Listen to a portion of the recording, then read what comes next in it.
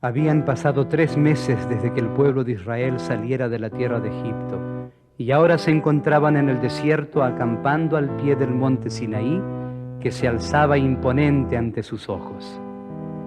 Poco tiempo después de su llegada al desierto de Sinaí, se le ordenó a Moisés que subiera al monte para encontrarse con Dios. Comenzó a trepar por el empinado y zigzagueante sendero. Evitando las rocas y los arbustos, trepaba cada vez más alto hasta llegar cerca de la nube que señalaba el lugar donde estaba Dios. El Todopoderoso quería recibirlos como iglesia y como nación bajo su gobierno. Quería que fueran un pueblo completamente diferente. Debían aprender a distinguir entre el bien y el mal y hacer siempre lo correcto. Ellos tendrían que dar a conocer el amor que Dios siente por el mundo, y por eso dio a Moisés un mensaje muy especial. Cuando Moisés regresó al campamento, reunió al pueblo para darles el mensaje divino, diciendo: Así dijo el Señor: ustedes han visto lo que hice con los egipcios y cómo los traje hasta aquí como sobre alas de águila. Ahora pues, si oyen mi voz y guardan mi pacto, serán mi principal tesoro entre todas las naciones de la tierra, porque toda la tierra es mía y serán un reino de sacerdotes y gente santa. Todo lo que Dios ha dicho, haremos. Con estas palabras, Israel hacía un solemne pacto con Dios, prometiendo aceptarlo como soberano y convertirse en su pueblo elegido. Dios quería hablarle al pueblo de una manera muy especial. Por eso ordenó a Moisés desde el Sinaí que los preparara para una ocasión tan solemne y majestuosa que los israelitas no olvidarían mientras vivieran. Reuniendo al pueblo, les dijo: Estén preparados para el día tercero, porque el tercer día bajará nuestro Dios a la vista de todo el pueblo sobre el monte Sinaí. Todos deberán lavar sus ropas, limpiar sus tiendas, así como sus propios cuerpos, y santificarse para presentarse delante de su Dios pasado mañana. En el campamento reinaba gran alegría, y todos estaban ocupados preparándose para la visita del Dios Todopoderoso, que tanto los amaba. Mientras tanto, alrededor del monte fueron establecidos límites que ninguno debía traspasar, pues cualquiera que se acercara moriría. Los días de preparación pasaron volando. A la mañana del tercer día, cuando los ojos de todos estaban fijos en el monte, apareció una espesa nube. Hubo truenos y relámpagos, y todo el Sinaí humeaba como si fuera un gran horno. Entonces se escuchó un sonido como de trompeta que llamaba al pueblo a encontrarse con su Dios, y Moisés los condujo hasta el pie del monte. La gloria de Dios era como un gran fuego en la cumbre, y el sonido de la trompeta se hacía cada vez más fuerte y todo el pueblo temblaba. De repente, desde la parte más alta de la montaña, de entre el fuego y el humo, se escuchó la admirable y melodiosa voz de Dios que les hablaba. Yo soy Jehová tu Dios, que te ha sacado de esclavitud de Egipto. No tendrás otro Dios que a mí. No te harás ídolos, ni imágenes de animales, aves o peces. No te inclinarás delante de ninguna imagen, ni las adorarás de ninguna manera. Porque yo soy tu Dios, un Dios celoso, y no compartiré con otros dioses la honra que a mí se me debe. No usarás el nombre de Dios en vano, ni en forma irreverente. Si lo haces, no escaparás del castigo.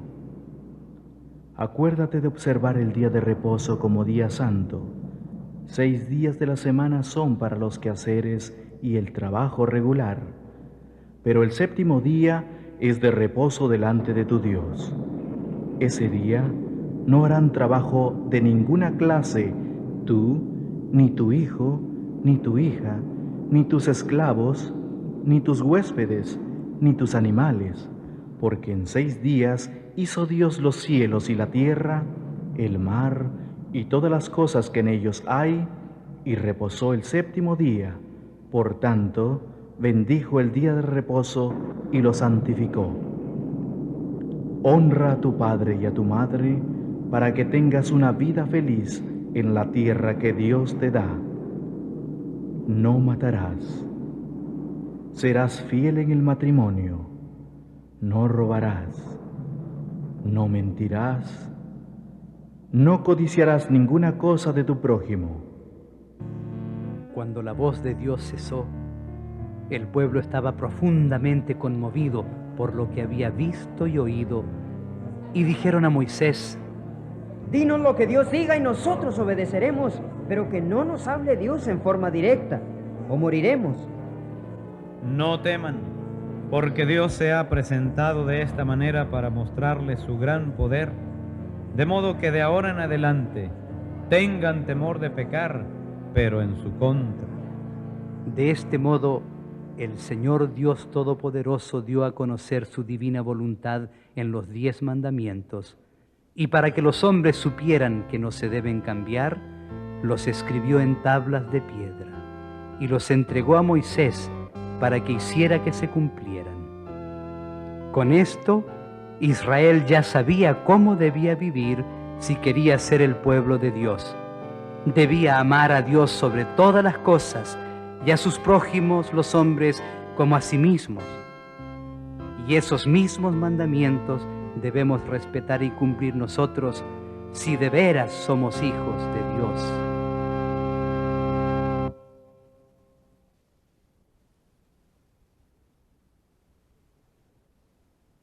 Esther llegó a ser la reina del mayor imperio de su tiempo, para cumplir con un propósito especial que Dios tenía para su pueblo.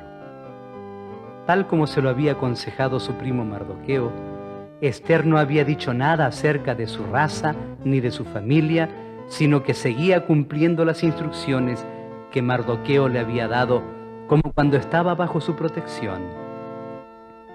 Mientras Mardoqueo estaba sentado a la puerta del palacio real, se enteró de que 2 oficiales de la guardia hacían planes para matar al rey Asuero, y se lo comunicó a Esther.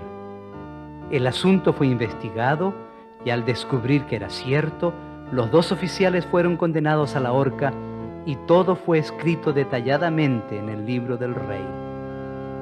Algún tiempo después, el rey Asuero elevó a Amán al cargo de primer ministro de la nación. Todos los funcionarios del reino inclinaban la cabeza cuando Amán pasaba. Solo Mardoqueo se mantenía firme.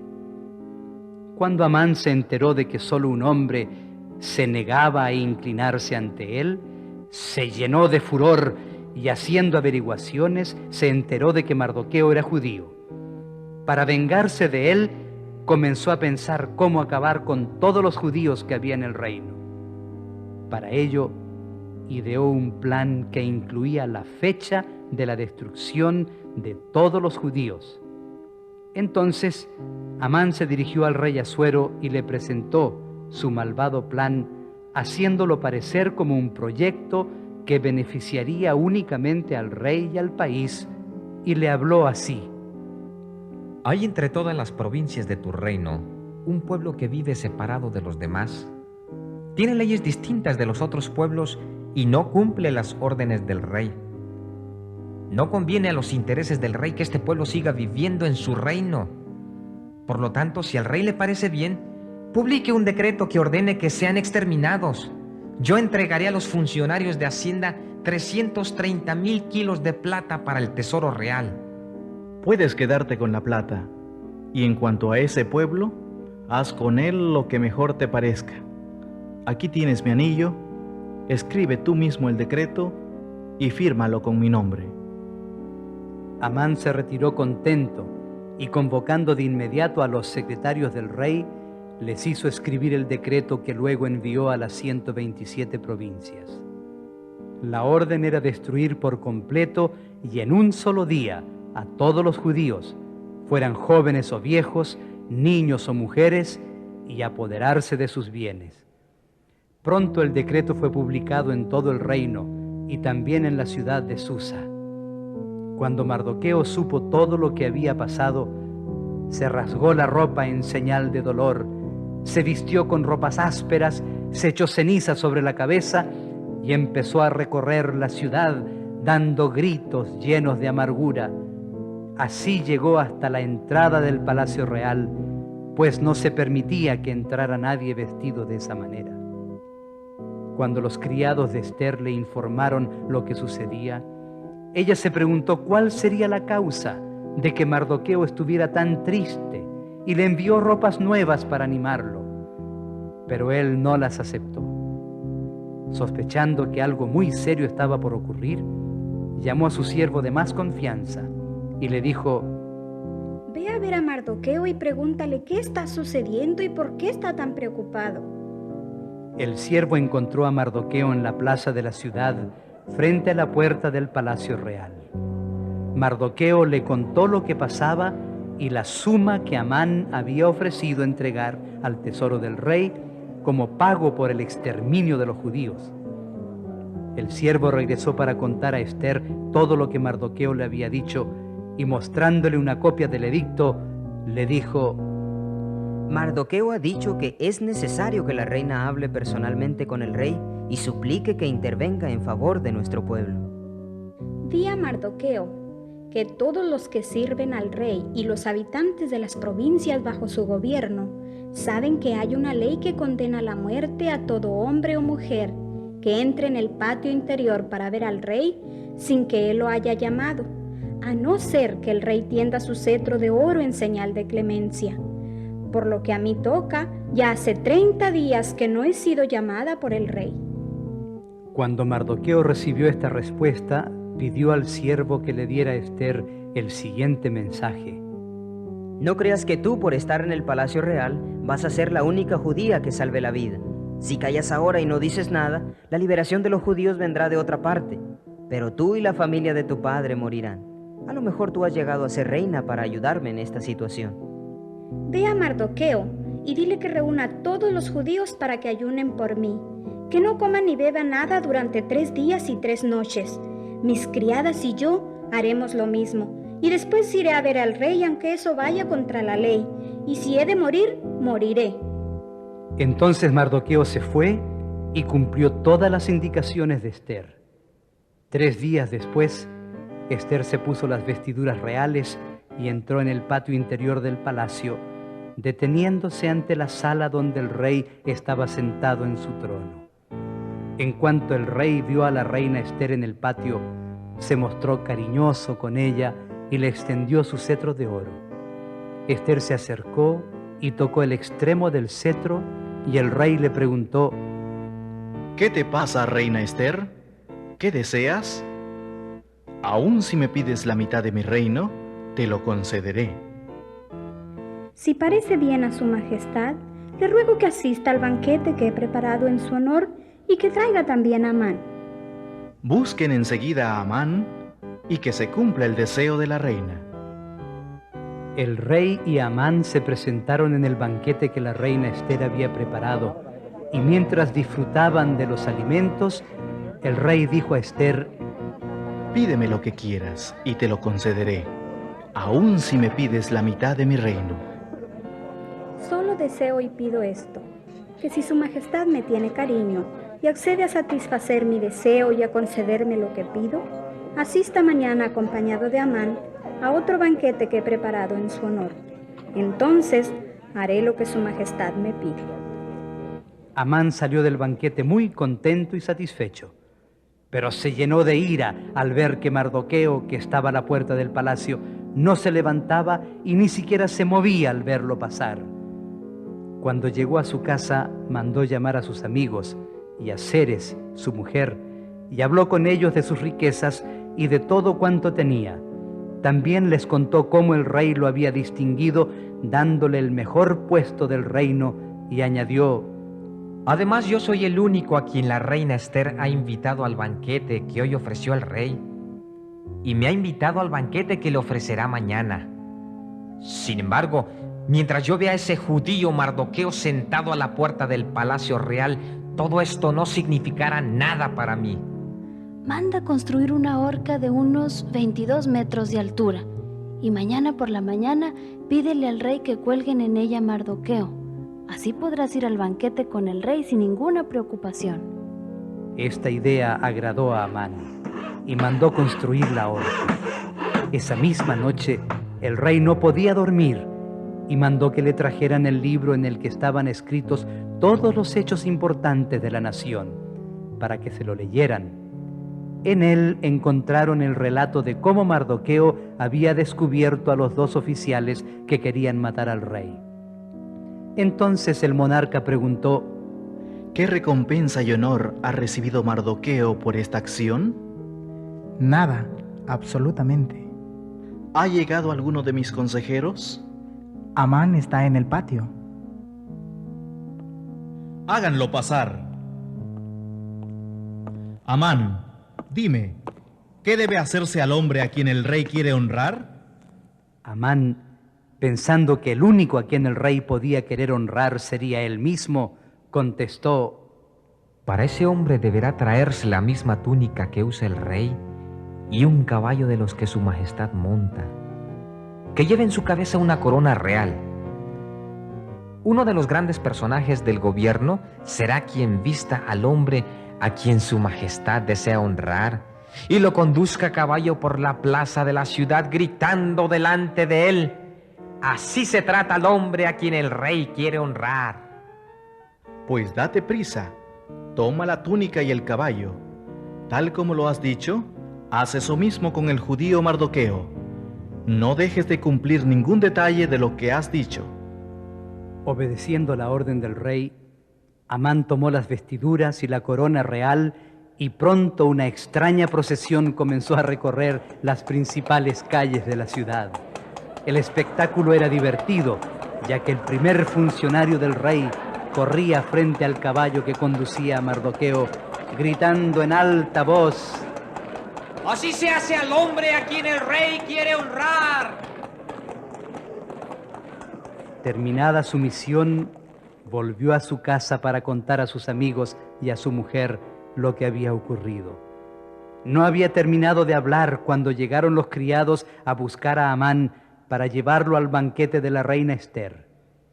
Por segunda vez, Amán y el rey se sentaron a la mesa de Ester, y el rey volvió a preguntar: Pide lo que quieras y te lo concederé, aun si me pides la mitad de mi reino. Si su majestad me tiene cariño y si le parece bien, lo único que deseo y pido es que su majestad me perdone la vida y la de mi pueblo, pues tanto a mi pueblo como a mí se nos ha vendido para ser destruidos por completo. ¿Quién es? ¿Y dónde está el que ha pensado hacer semejante cosa? El enemigo y adversario es este malvado Amán. Al oír esto, Amán quedó paralizado ante el rey y la reina. Asuero se levantó lleno de ira y salió al jardín del palacio, y al entrar de nuevo en la sala del banquete vio a Amán de rodillas junto a la reina y exclamó: ¿Acaso quieres también deshonrar a la reina en mi presencia y en mi propia casa? Tan pronto como el rey hubo pronunciado estas palabras, unos oficiales de su guardia personal cubrieron la cara de Amán, y uno de ellos dijo: En casa de Amán está lista una horca que él mandó construir para Mardoqueo. Pues cuélguenlo en ella. Después de todo esto, Mardoqueo fue colocado en lugar de Amán, y juntos la reina y Mardoqueo hicieron un nuevo mandamiento que permitía a los judíos defenderse al ser atacados, pues la orden del rey no podía ser cambiada. El edicto fue enviado por la vía más rápida a cada una de las 127 provincias, y en cada lugar donde llegaba, los judíos hacían fiesta de agradecimiento a Dios por haberles salvado la vida. Así también nosotros recordemos que si confiamos en Él, Dios nos ayudará y nos protegerá siempre que nos encontremos en dificultades.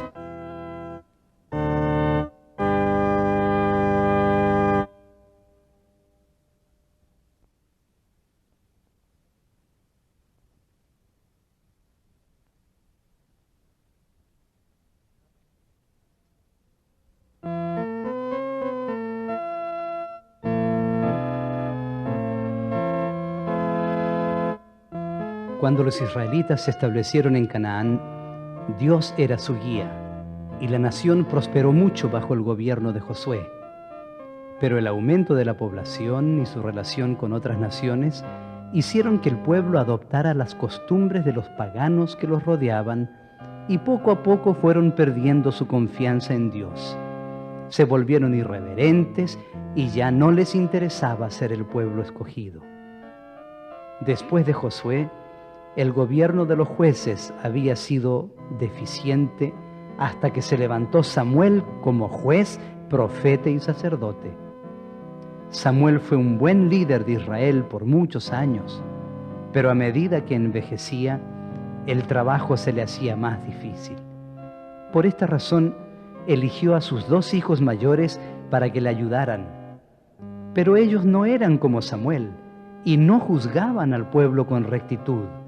Por eso, el pueblo se cansó de ellos y le dijo a Samuel: Tú eres ya viejo, y tus hijos no siguen tus caminos. Danos un rey para que nos juzgue como todos los pueblos. Israel nunca ha tenido un rey. Dios mismo es nuestro rey. No, no. Necesitamos un rey para que vaya delante de nosotros. Samuel se retiró muy triste para comunicarle a Dios lo ocurrido. Pero el Señor le dijo que no se preocupara y que accediera a lo que el pueblo había pedido. Samuel volvió a los ancianos y les advirtió acerca de lo que ocurriría si insistían en tener un rey, diciéndoles: Cuando tengan un rey, ya no serán libres. Vuestros hijos tendrán que ser soldados y vuestras hijas servirán en el palacio.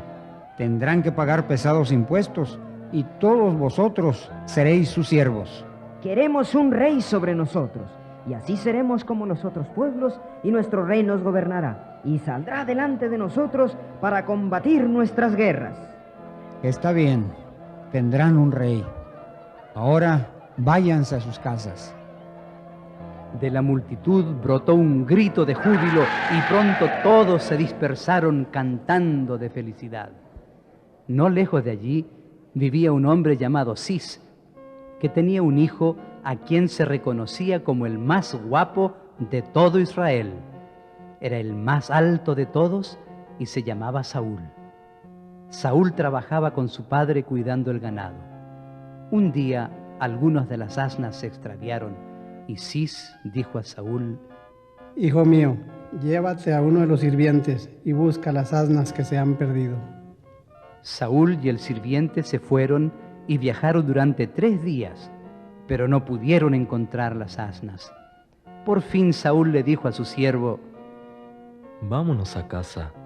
Mi padre ya habrá dejado de preocuparse por las asnas y ahora estará preocupado por nosotros. Espera, ¿ves ese pueblo? He oído decir que hay un hombre de Dios allí. Se llama Samuel. Dicen que él siempre dice la verdad. Tal vez nos pueda decir dónde están las asnas. Se dirigieron al pueblo, pero antes de llegar se encontraron con unas jóvenes que iban a sacar agua del pozo y les preguntaron: ¿Saben ustedes dónde está el profeta? Sí, acaba de llegar al pueblo porque hoy hay fiesta. Lo verán tan pronto lleguen.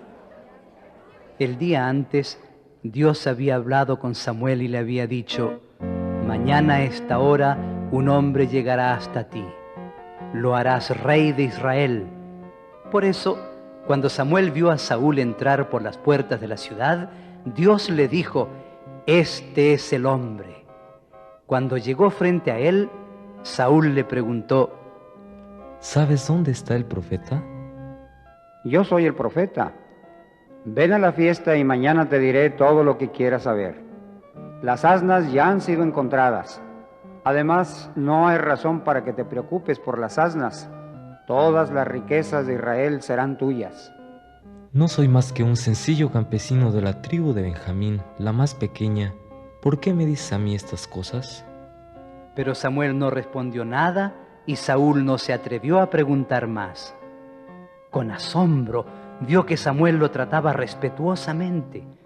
En la mesa le dedicó un lugar de honor y colocó ante él una pierna entera de cordero para que comiera cuanto quisiese. Esa noche Saúl y el sirviente durmieron en el techo de la casa de Samuel. Al día siguiente, éste los despertó temprano y los acompañó un trecho por el camino de regreso.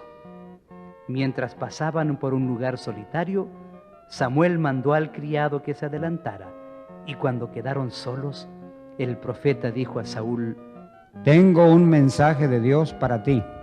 Saúl se arrodilló en medio del camino delante del anciano. Entonces Samuel, tomando una botellita de aceite aromático, lo derramó sobre su cabeza, se inclinó ante él y le dijo con un beso de bendición: «Saúl, el Señor te ha ungido por rey sobre su pueblo». Temblando de admiración, de asombro y de alegría, Saúl inclinó la cabeza. Pensaba que todo era un hermoso sueño, pero Samuel siguió diciendo: «Esto te servirá de prueba de cuanto te he dicho. Cuando regreses encontrarás a 2 hombres los cuales te dirán que las asnas han sido encontradas. Después vendrán a ti 3 hombres que te darán un pequeño regalo, y por último, cuando llegues a tu casa, encontrarás un grupo de profetas que tocarán sus arpas y cantarán. Entonces el Espíritu de Dios vendrá sobre ti, y tú también profetizarás». Samuel se alejó, dejando a Saúl mudo de sorpresa. Pero como todo sucedió según la palabra del profeta, Saúl comprendió que Dios lo había ungido como rey de Israel. Cuando llegó a su casa, le contó a su padre todo lo sucedido. Poco después, Samuel convocó al pueblo a una reunión especial con el fin de echar suertes para escoger al rey de Israel. Y porque Dios así lo quiso, la suerte cayó sobre Saúl, el hijo de Cis. Y todos comenzaron a preguntar: ¿Dónde está Saúl? ¿Dónde está Saúl? ¿Dónde está Saúl?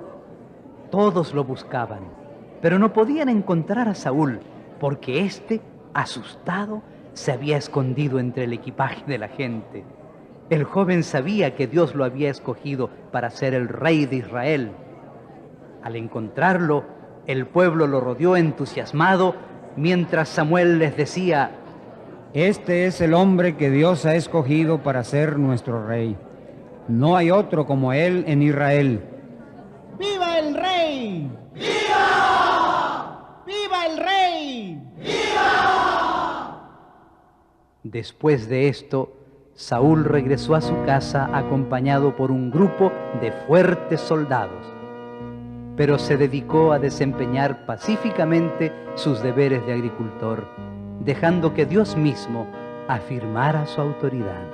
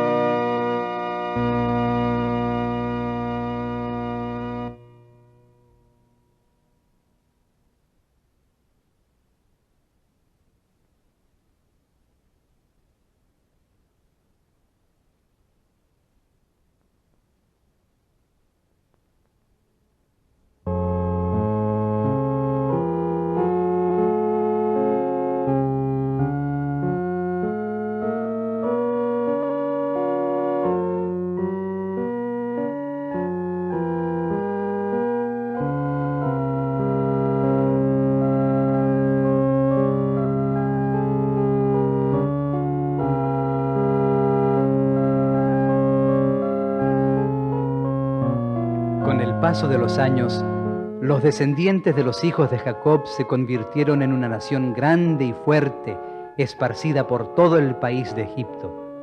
Pero vivían como una raza distinta, pues sus costumbres y su religión eran completamente diferentes a las de los egipcios.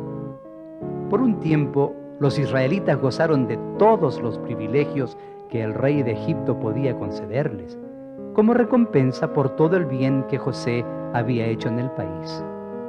Así sucedió por muchos años, pero luego las cosas cambiaron.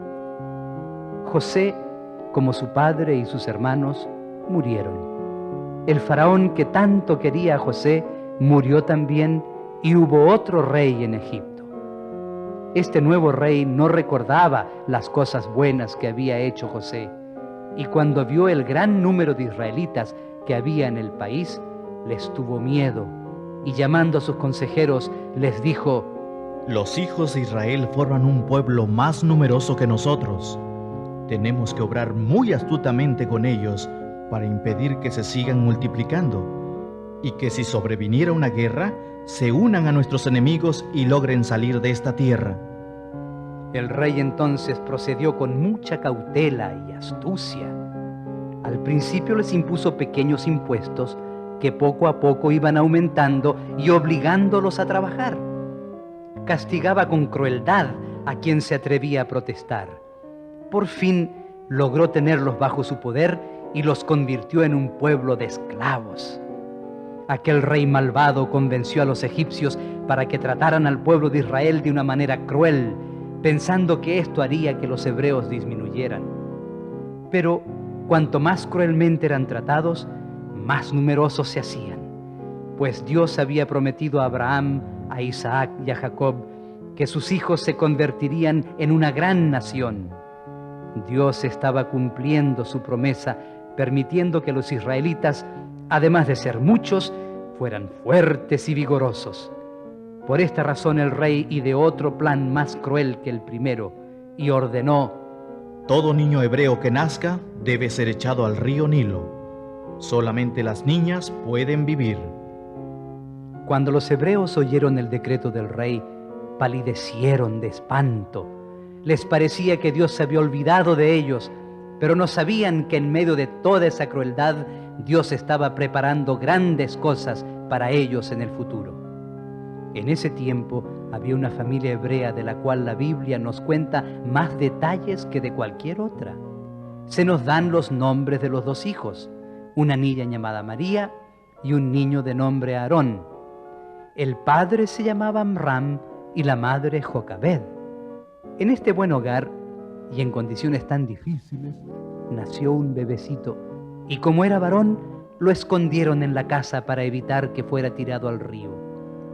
Pero no podía ocultarse por mucho tiempo, de modo que cuando el bebé tenía 3 meses, la madre oró diciendo: Señor, enséñame qué debo hacer para que no tenga que separarme de mi hijo. En su desesperación, Jocabed tuvo una idea. Comenzó a tejer una canastilla de juncos y la pintó con brea para evitar que el agua se filtrara en ella, y allí colocó a su pequeñuelo. Luego la tapó y, llamando a María, le ordenó: Ven conmigo, pondremos al bebé en el río y tú te quedarás cerca para ver lo que le sucede. Escóndete y procura que nadie te vea.